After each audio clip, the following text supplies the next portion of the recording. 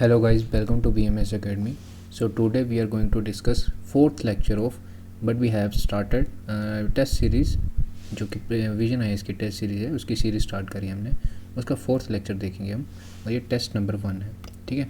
31st question देखिए, with reference to overseas citizen of India, जो card holder होते हैं उनके लिए जो स्टेटमेंट है उनको बोला गया है कि कौन सी इनमें से सही है. A citizen of another country who was citizen of India at the time after the commencement of the constitution is eligible to become the OCI card holder. This statement is right. And OCI card holder are entitled to multiple entry lifelong visa. Yes, this is right. But देखिए, जो तीसरी statement जो है the right equal to the opportunities, this is wrong. देखिए ऐसा है, आपको इसके बारे में जैसे कि आर्टिकल 5 से लेके 11th के अंदर कॉन्स्टिट्यूशन के पार्ट जो कि पार्ट 2 है. ठीक है. इसके अंदर किन चीज़ों के बारे में बात करी गई है? सिटीज़नशिप के बारे में. ठीक है, सिटीज़नशिप के बारे में. उसमें ये कहा गया था कि अगर पार्लियामेंट चाहे तो टाइम टू टाइम इसमें चेंजेस ला सकती है. तो 1955 के अंदर OCI के बारे में लिखा गया है, मतलब ओवरसीज सिटीज़न ऑफ इंडिया के बारे में. अभी देखिए, constitutional amendment act citizenship amendment act आया था, उसमें भी कुछ प्रोविजंस डाले गए हैं जिसमें OCI जो कार्ड होल्डर होता है उसका OCI कार्ड को डिसेबल कर दिया जा सकता है. ठीक है. तो आप उन पे ज़्यादा फोकस करिएगा. ठीक है. और जैसे कि हम अभी डिस्कस करेंगे उन पे भी फोकस करिएगा. देखिए ऐसा है कि दिस इज़ वेरी राइट कि कोई भी जो OCI जिसके पास कार्ड है वो इंडिया में मल्टीपल टाइम, मतलब entry of multiple entry life long visa मिल जाता है. ठीक है. लाइफ लॉन्ग वीज़ा मिल जाएगा और जितनी मर्जी बार आ जा सकता है और किसी भी पर्पज़ के लिए. बट यहाँ पे एक एक्सेप्शन है.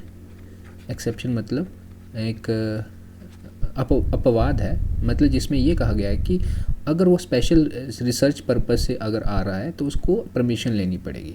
ठीक है. But still we can say it as a right statement. तो पहली भी सही है. लेकिन देखिए, अगर इंडिया के पर्सपेक्टिव में देखा जाए तो डुअल सिटीज़नशिप की बात होती है. आपको पता है India is a single citizenship है. और आप जब फ्रेटर्निटी के बारे में पढ़ते होंगे, फ्रेटर्निटी, ठीक है, जो कि प्रेम्बल में भी मेंशन है. It means sense of brotherhood, भाईचारा. ठीक है. तो इस चीज़ को दिखाने के लिए जो आपका सिंगल सिटीज़नशिप का आप एग्जांपल दे सकते हैं, एक पूरे इंडिया को यूनाइट करने वाला. देखिए, आप किसी स्टेट में रहते हैं, मान लीजिए MP में रह रहे हैं, तो आपको उस स्टेट की सिटीज़नशिप तो नहीं है ना, आपकी क्या सिटीज़नशिप है? इंडियन. ठीक है.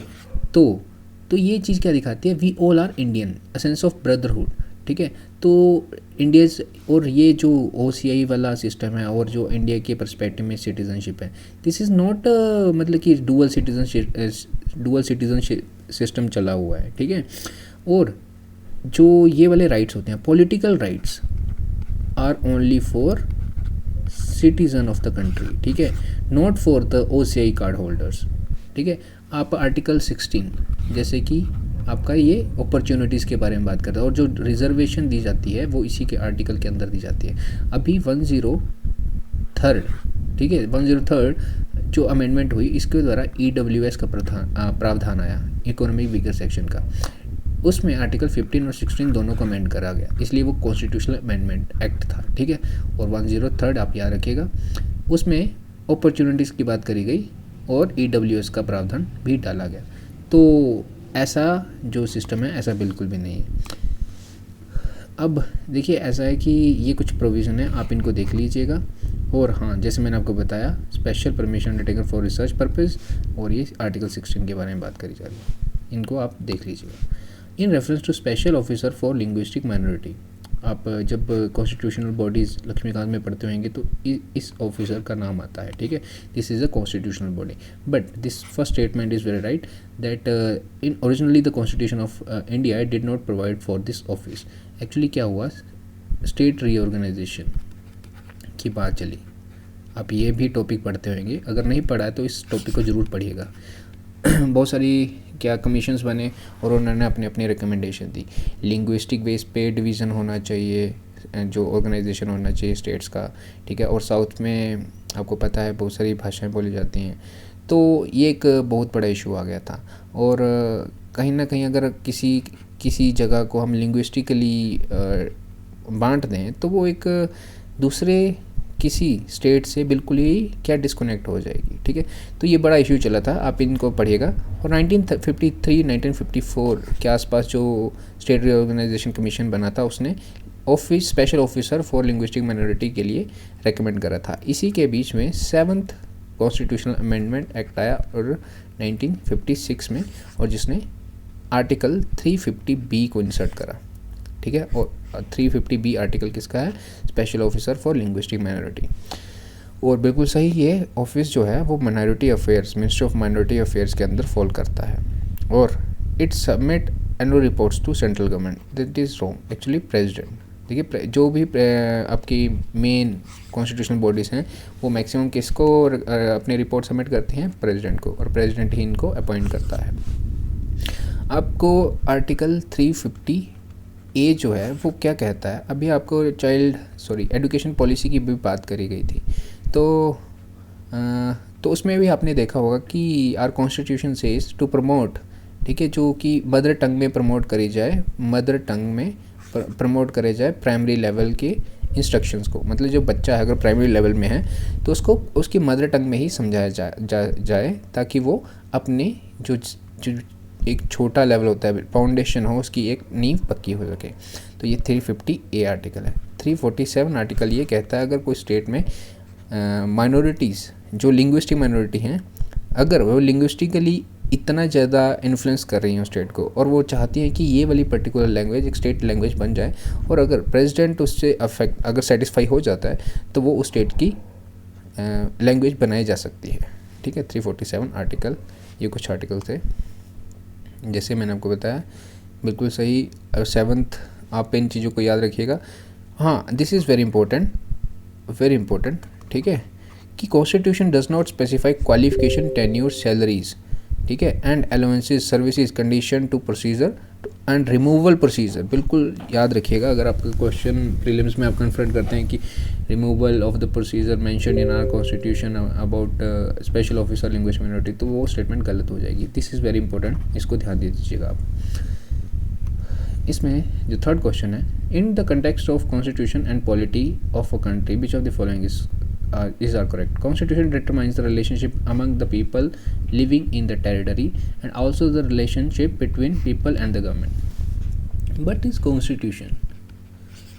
Simple भाषा में, it is the document on which fundamental law, actually it is a fundamental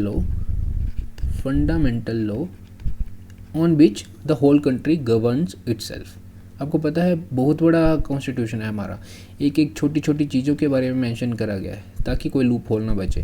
but still देखिए, लूप होल तो बच ही जाते हैं, but still our constitution is the best constitution in the world if you will deeply analyse the things which have written. अगर ऐसा है ना कि अगर आप बोलते हैं ना कि करप्शन, ऐसा सिस्टम बनाया गया है ना, अगर पूरे नीचे से लेके ऊपर तक कोई भी बंदा एक होनस निकल आता है ना, तो ये करप्शन कर पाना मुश्किल हो जाता है, क्योंकि चेक एंड बैलेंस वाला सिस्टम बहुत अच्छे से रखा गया है।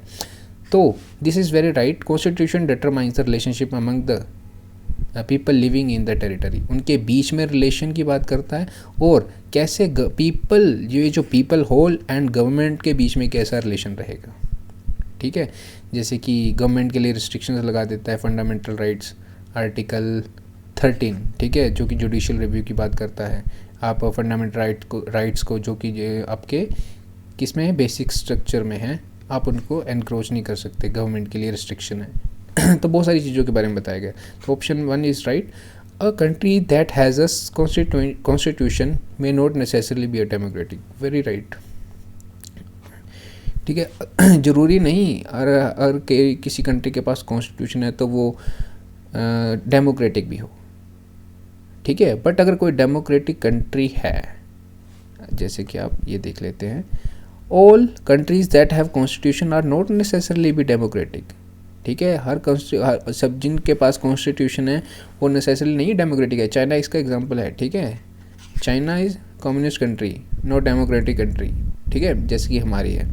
But all countries that have democratic that are democratic, अगर कोई कंट्री डेमोक्रेटिक है तो उसके पास कॉन्स्टिट्यूशन रहेगा। Very important statement that you can see in your exam also, ठीक है। और जो थर्ड ऑप्शन था, a constitution lay down the limit on the power of the constitution, जैसे मैंने आपको आर्टिकल कौन सा बताया, 13, ठीक है, 13 आर्टिकल लिमिट करता है ड्राफ्टिंग डॉक्यूमेंट, जैसे कि it was mainly for the, ऐसा है। और इसमें इंपॉर्टेंट आर्टिकल 13 को पक्का पढ़िएगा, ठीक है, जुडिशियल रिव्यू की बात करता है। अभी आगे एक क्वेश्चन आएगा जिसमें पूरा इन चीज़ों को समझेंगे। The second schedule of the constitution deals with the emoluments and privilege of, इनमें से आपको बताना है किसके किसके बारे में सेकंड कॉन्स्टिट्यूशन में बात करी, second schedule of the constitution में बात करी गई है। देखिए जब कॉन्स्टिट्यूशन बना था तो टोटल 8 शेड्यूल थे, ठीक है, अब जो है 12 शेड्यूल हो चुके हैं, ठीक है। 10th जो है बहुत इंपॉर्टेंट है, एंटी डिफेक्शन लॉ के बारे में बात करता है, 1985 52nd अमेंडमेंट के द्वारा डाला गया था 10th शेड्यूल। 11th जो डाला गया था वो किसके बारे में बात करता है, आपके पंचायत, किसके द्वारा, 73rd कॉन्स्टिट्यूशनल अमेंडमेंट 1992। 12th आपका म्यूनिसिपैलिटी के बारे में बात करता है, और 74th, ये टोटल 12 हो गए, ठीक है। अब जो सेकंड, आपको 12 के 12 याद होने चाहिए, पता होना चाहिए इनके बारे में, समझिएगा रटने के अलावा, ठीक है। सेकंड शेड्यूल किसके बारे में बात करता है कि किस तरह के उनको प्रिविलेज दिए जाएं, कुछ पर्टिकुलर ऑफिसेज हैं, और किस तरह का उनको एमोल्यूमेंट्स दिए जाएं। तो याद रखिएगा इसमें जो लीडर ऑफ अपोजिशन, जजेस, ये जो थर्ड है ना एंड फर्स्ट, ये दोनों के बारे में बताया गया है, मतलब ऑप्शन ए इज़ राइट। ये सारे के सारे ऑफिसेज हैं, इनको आप पक्का पढ़िएगा। देखिए आप ऐसा याद रखिएगा, अगर एग्ज़ाम में भी कंफ्यूज किया जाएगा ना तो पीएम से करा जाएगा, प्राइम मिनिस्टर से, तो प्राइम मिनिस्टर के बारे में कहीं पे भी मेंशन नहीं है। जजेस of supreme court, high court, ये एक एम्बेट हो गई, प्रेसिडेंट एंड गवर्नर एक तरह के हो गए, ठीक है, और speaker and deputy speaker in Lok Sabha and state assembly, ये इसका एक तरह से सिमिलरिटी है ना। अगर सेंटर में लोकसभा होती है तो वो स्टेट में क्या होती है, स्टेट में आपका लेजिस्लेटिव असेंबली होती है। वैसे ही चेयरमैन, डिप्यूटी चेयरमैन और Rajya Sabha, legislative council in the state. और इसमें वेट फॉर अ मिनट, तो ये सब चीज़ों को आप याद रखिएगा। अब हाँ, और जो प्राइम मिनिस्टर की है ना सैलरीज वगैरह, वो इस एक्ट के तहत जारी की जाती है, ठीक है। तो इन सब इतनी ज़रूरी नहीं है, बट आप इस सभी को याद रखिएगा, ठीक है। नेक्स्ट क्वेश्चन देखते हैं। Supreme Court is bound to declare a law as invalid if it violates. देखिए आपको जब आप पढ़ते होंगे, this is very simple question actually. तो fundamental rights, article 13 of the constitution which says that any contradiction to the fundamental rights वो void और null and void कहलाया जाएगा। But DPSP are not justifiable in nature and fundamental duties also। ये 51A में mention है, और ये 36 to 51 article तक है, और ये 13 से लेके 35 आर्टिकल के बीच में मेंशन है फंडामेंटल राइट्स। तो दीज आर नॉट, आप मतलब जो भी चीज़ें लिखी गई हैं ना DPSP के अंदर, आप ये नहीं बोल सकते कि गवर्नमेंट उन चीज़ों को इन्फोर्स करे ही करे, ठीक है। हाँ, आर्टिकल 37 में ये बोला गया है कि गवर्नमेंट जब पॉलिसीज़ को बनाए तो इन चीज़ों का ध्यान रखे है जो कि DPSP में मेंशन है, but that is not compulsory for the government, ठीक है। और फंडामेंटल ड्यूटीज़ वो भी कंपल्सरी नहीं है, ठीक है, उनको इन्फोर्स किया जाए। हाँ, बट अगर इन्फोर्स करना चाहे गवर्नमेंट तो एक स्पेशल कोई पर्टिकुलर स्टैट्यूट लेके आएगी, और उसमें कह दिया जाएगा कि हाँ you all people should respect our national flag and also stand whenever there will be a national flag। और आपका जब भी जनगणमन आएगा, जैसे कि सुप्रीम कोर्ट ने भी एक वर्डिक्ट में कह दिया था, ठीक है, कि आपको खड़े होने पड़ेगा, तो अगर वैसा कोई लॉ आ जाता है तो आपका ये इन्फोर्स किए जा सकती हैं चीज़ें। जैसे कि article 13 derogatory of any fundamental right shall be void, जैसे मैंने आपको बताया। और ये आर्टिकल 32 और 226 हाई कोर्ट के लिए, आर्टिकल 32 सुप्रीम कोर्ट के लिए। और इसी आर्टिकल को क्या कहा जाता है, heart and soul of the constitution. और ये जो आर्टिकल 13 है वो एक्सप्रेसिवली प्रोवाइड करती है जुडिशियल रिव्यू के कंसेप्ट को, और जुडिशियल रिव्यू वाला कंसेप्ट US से है, ठीक है। एंड केशवानंदा भारती केस, कब हुआ था? 1973 में।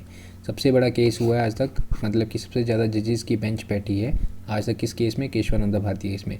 आपके केबीसी में 1-2 साल पहले केबीसी में ये क्वेश्चन पूछा गया था कि सबसे ज़्यादा जजेस की बेंच किस केस में बैठी गई थी, तो केशवानंदा भारती केस था 1973 का। और इसके जो आगे आगे का क्वेश्चन है उसमें पूरे अच्छे तरह से मेंशन किया गया है इसके बारे में। वेट, तो इसको आगे ही देखते हैं, ठीक है। Next question, Shankari Prasad case किसके साथ एसोसिएटेड है? ठीक है, केशवानंदा भारती केस किसके साथ है? मिनर्वा मिल केस किसके साथ है? एक पूरी की पूरी टाइमलाइन ही पूछ ली गई है इस क्वेश्चन में। तो parliament can abridge any of the fundamental rights, Shankari Prasad case, ठीक है, बिल्कुल सही। शंकरी प्रसाद केस जब आया, जब चैलेंज किया गया फर्स्ट कॉन्स्टिट्यूशनल अमेंडमेंट जो कि राइट टू प्रॉपर्टी को ख़त्म करने की बात करता था, ठीक है, 1951 में ही पहली अमेंडमेंट ला दी गई थी। तो उस टाइम पे शंकरी प्रसाद केस आया गया और सुप्रीम कोर्ट ने कहा कि यस, पार्लियामेंट आपके अधिकारों को ले सकती है। मतलब पार्लियामेंट ने सुप्रीम कोर्ट ने जो आप किसकी साइड ली? गवर्नमेंट की, ठीक है। बट गोलकनाथ केस में ऐसा करा गया, गोलकनाथ केस में जो 1967 के आसपास हुआ था, उसमें बोला नहीं, अरे ऐसा कुछ नहीं है, government can't abridge the fundamental rights of the people, ठीक है। गोलकनाथ केस में गवर्नमेंट की साइड नहीं ली गई। और जो आपका केशवानंदा भारती केस 1973, अभी पिछले क्वेश्चन में भी डिस्कस करा, इसने ना मिडिल पाथ चुन लिया, ठीक है। हाँ यार, गवर्नमेंट कोई भी फंडामेंटल राइट छीन सकती है, बट एक नई डॉक्ट्रिन ला दी, बहुत अच्छी जजमेंट थी एक्चुअली, बहुत अच्छी, जिसमें कि कहा गया कि जी आपका ना बेसिक स्ट्रक्चर वाला भी एक चीज़ होती है, ठीक है। और जो बेसिक स्ट्रक्चर हमने बोल दिया ना, और बेसिक स्ट्रक्चर कौन आइडेंटिफाई करता है? जुडिशरी, ठीक है। टाइम टू टाइम अपने हिसाब से ये आइडेंटिफाई कर लेगी, ये provision judicial review basic structure के अंदर आता है। और जो बेसिक स्ट्रक्चर के अंदर आ गया उसको फिर जाके क्या कर सकती है? गवर्नमेंट नहीं हटा सकती। तो ये सिंपल भाषा में था। And evolution of the basic structure बिल्कुल सही, जैसे भी मैंने बताया। और मिनर्वा मिल केस लास्ट में ये कहा गया जब डीपीएसपी और ये बताएगी कि डीपीएसपी ऊपर है या फंडामेंटल राइट्स ऊपर है। देखिए, फंडामेंटल राइट्स डीपीएस में कुछ ऐसे प्रावधान है सोसाइटी के वेलफेयर के लिए कि जिनके लिए फंडामेंटल राइट्स को अमेंड करना ज़रूरी है, तो इनके बीच में बात चली गई। और मिनर्वा मिल केस में बोला कि यार ये दोनों एक जैसे कि बहुत अच्छी लाइन बोली गई थी, मिनर्वा मिल केस, हाँ ये बात करी गई है। The Supreme Court held that Indian Constitution is founded on the bedrock of the balance between fundamental rights and directive principles. Very important, ठीक है। तो ये चीज़ें हैं जो मैंने आपको जिस्ट में बताई हैं, इनको आप पढ़ लीजिएगा अच्छे से। आर्टिकल, ये आपका शंकरी प्रसाद केस, फिर आपका 67 में गोलकनाथ केस, आपका फिर केशवानंदा भारती केस, एंड में मिनर्वा मिल केस।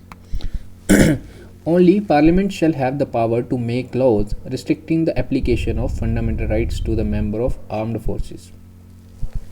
क्या ये सही है?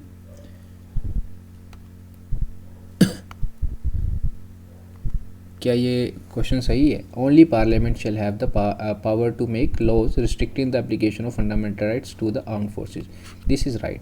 सिर्फ पार्लियामेंट ही, आर्टिकल आपका 35 ऑफ द कॉन्स्टिट्यूशन बहुत सारी पावर्स दे देता है पार्लियामेंट को रिगार्डिंग फंडामेंटल राइट्स। क्यों?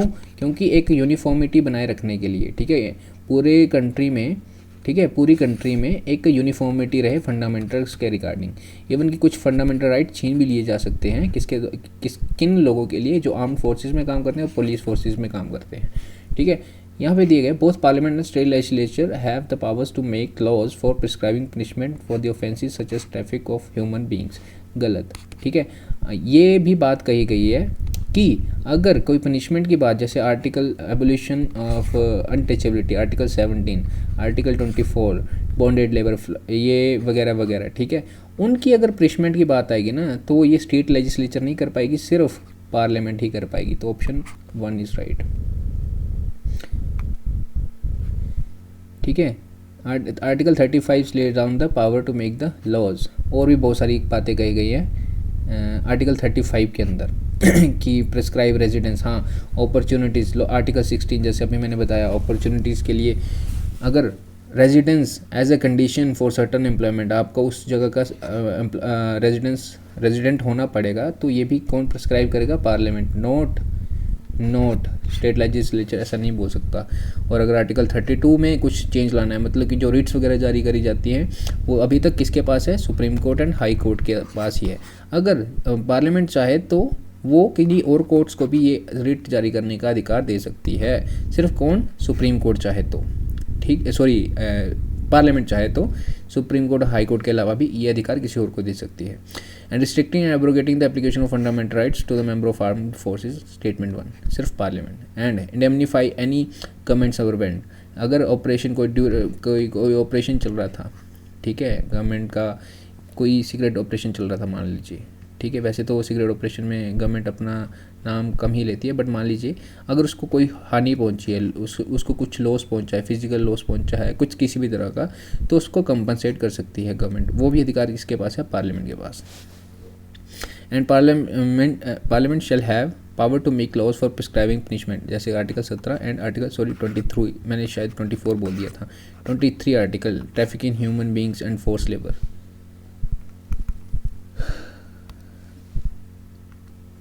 सो क्वेश्चन 38 सॉरी, ठीक है, second last question, the which of the following cultural and educational rights are granted by the constitution for the protection of interest of minorities.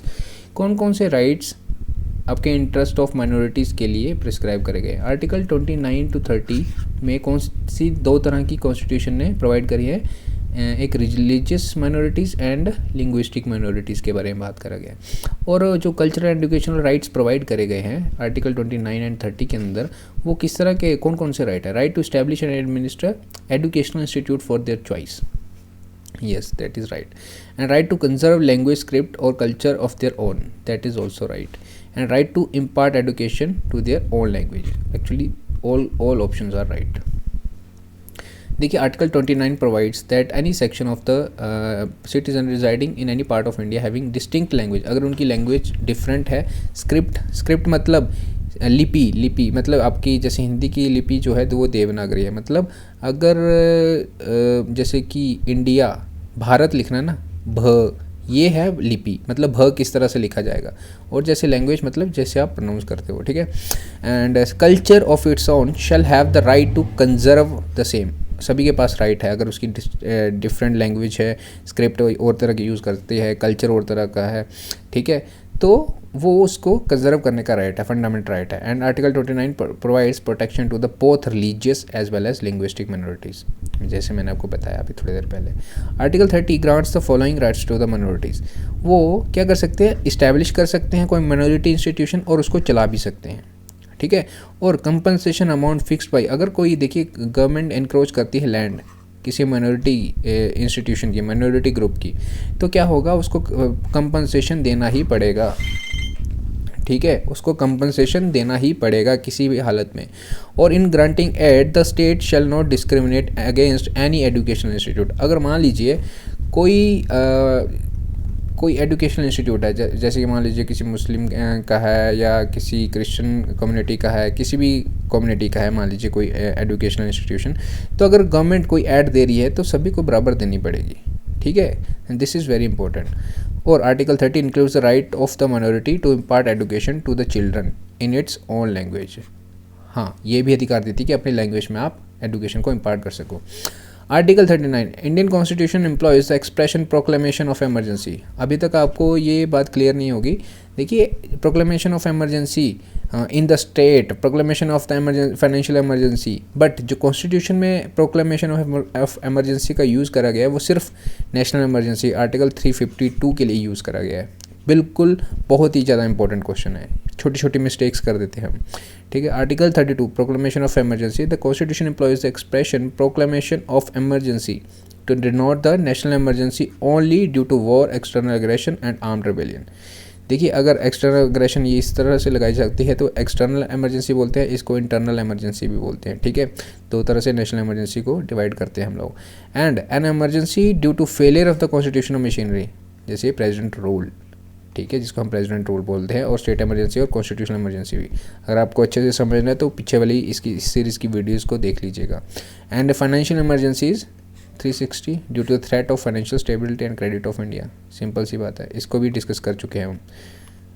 Last, which of the following term is in the preamble best describes the notion that people of the India should behave as if they are the same family. Actually आपको लगेगा यार यहाँ पे integrity भी हो सकता है, fraternity भी हो सकता है, ठीक है। अगर आप प्रेम्बल को अच्छे से पढ़ेंगे और लक्ष्मीकांत को अच्छे से पढ़ेंगे तो आप इसमें पता लगा सकते हैं। तो इसका आंसर जो रहेगा वो रहेगा फ्रेटर्निटी, ठीक है। इंटीग्रिटी एंड यूनिटी, इंटीग्रिटी, जो इंटीग्रिटी शब्द था वो कुछ अमेंडमेंट के 42nd अमेंडमेंट में, सोशलिस्ट सेक्युलर जो शब्द हैं एंड इंटीग्रिटी तीनों शब्द किस अमेंडमेंट से डाले गए हैं, 42nd अमेंडमेंट ऑफ 1976, जिसको कि मिनी कॉन्स्टिट्यूशन ऑफ इंडिया भी कहा जाता है, ठीक है। और फ्रेटर्निटी एक सेंस देता है साइकोलॉजिकली, जैसे कि फ्रेटर्निटी मीन्स ब्रदरहुड, ठीक है। All of us we should behave as a if we are member of the same family, ठीक है। और जैसे मैंने अभी पीछे क्वेश्चन में ये चीज़ें डिस्कस करी हैं, सिंगल सिटीजनशिप वाली की फीलिंग देती है फ्रेटर्निटी की, हाँ हमारे में भाईचारा है, क्योंकि हम एक सिंगल सिटीज़न हैं पूरी कंट्री में, हम तेरी भी जो सिटीजनशिप है वो भी मेरी है, तो एक भाव देती है ना नेशनलिज्म वाला, ठीक है। और there is a difference between nation and state, and there is a difference between state and government, everything is different but we will not discuss here these things, ठीक है। And to promote harmony and spirit of article 51A, ठीक है, जो fundamental duties के बारे में बताता है, ठीक है, उसमें भी ये वाली बात कही गई है कि कॉमन ब्रदरहुड, उसकी स्पिरिट को बढ़ाना है, और इन चीज़ों को जो कि इंडिया के ये जैसे कि आपके harmony and spirit of common brotherhood amongst all the people of the India, transcending religious, linguistic, regional and sectional diversity. इतनी डाइवर्सिटी होने के बाद भी हमें कॉमन ब्रदरहुड को, हार्मनी को बनाए रखना है, आपकी फंडामेंटल ड्यूटी है, आपको पालन करना चाहिए।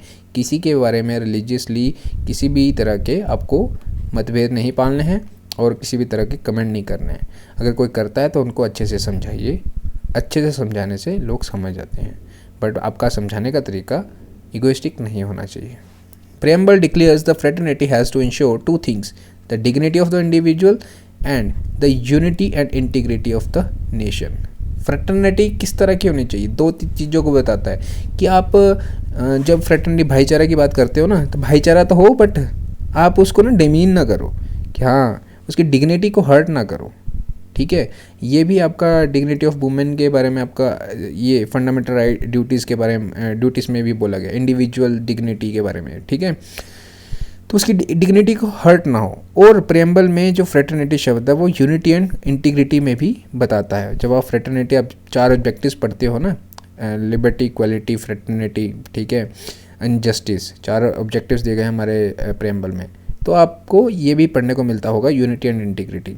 And these both, unity and integrity both psychologically and territorial dimension बताता है कि हाँ एक साइकोलॉजिकली आप अंदर से सोच रहे हैं कि हाँ हमें यूनिटी होनी चाहिए। Unity means, unity and integrity means इस इंडिया का जो है मैप, ठीक है, अच्छा नहीं बना है, ठीक है, तो उस पे में इस इंडिया की जो है टेरिटोरियल डायमेंशन है, उसमें किसी भी तरह का डिसअफेक्शन ना है।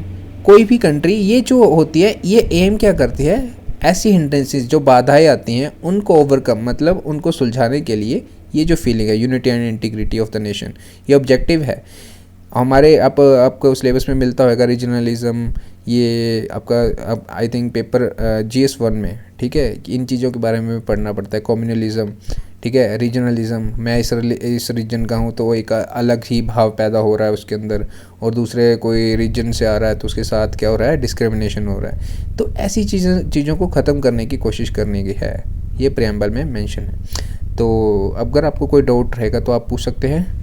अगर आपको अच्छा लगे लेक्चर तो आप इसको शेयर कर सकते हैं, और we will try that we will complete the whole test series as soon as possible.